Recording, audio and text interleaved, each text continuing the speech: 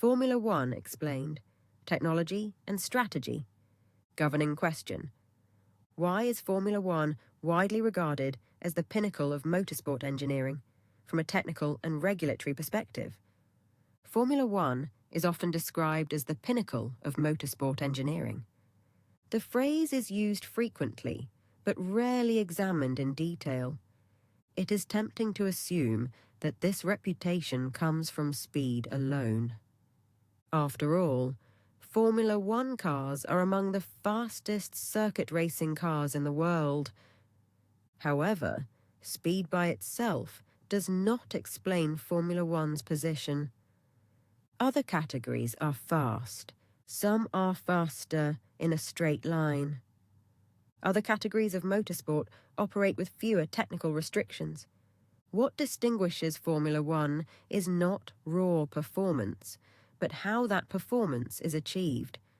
Formula One represents a unique engineering environment where advanced technology, strict regulation, and continuous optimization operate simultaneously.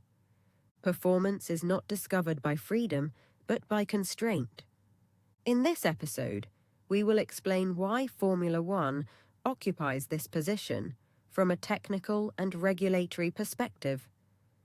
We will examine how the rules shape the engineering challenge, why teams are forced to think in systems rather than individual components, and why success depends on disciplined decision-making rather than isolated innovation.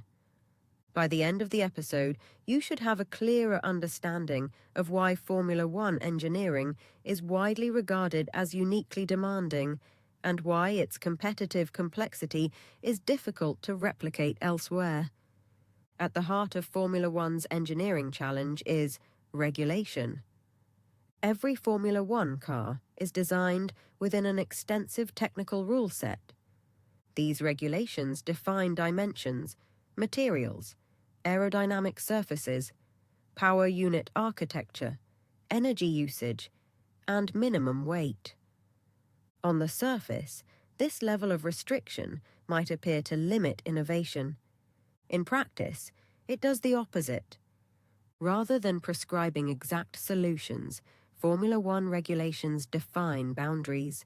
Within those boundaries, teams are responsible for designing and manufacturing the majority of the car themselves. This creates a complex optimization problem. For example, increasing aerodynamic downforce improves cornering performance. However, it also increases drag, which affects straight-line speed. Additional downforce may require structural reinforcement, increasing weight. Weight changes influence tire behavior and braking performance. None of these factors exist in isolation. Aerodynamics cannot be separated from suspension. Suspension geometry influences ride height. Ride height affects underfloor airflow. Underfloor airflow determines downforce stability. Similarly, power unit performance cannot be considered independently. Cooling requirements influence bodywork shape. Bodywork shape affects aerodynamic efficiency. Energy recovery strategies influence how power is deployed throughout a lap. As a result, Formula One engineers are not solving individual problems. They are managing interconnected systems, where improvements in one area often introduce compromises elsewhere. This systems-based complexity is one of the defining features of Formula One engineering. The challenge is further intensified by the operating environment. Formula One cars must perform across a wide range of circuits. Some tracks prioritize high-speed efficiency. Others demand mechanical grip and traction. Some place heavy thermal loads on tires and power units.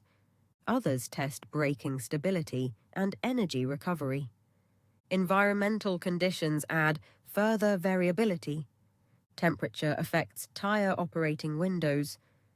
Wind direction alters aerodynamic behavior. Weather changes can shift the balance between downforce, grip, and cooling. Engineers must therefore design cars that are not optimized for a single condition, but capable of performing consistently across many. In Formula One, peak performance is less valuable than repeatable performance. A car that is exceptionally fast under narrow conditions may be difficult to operate across a race weekend. A slightly slower but more stable car often delivers better overall results. This emphasis on consistency is not a philosophical choice. It is an engineering necessity. Technical excellence in Formula One cannot be separated from strategy. Regulations evolve continually.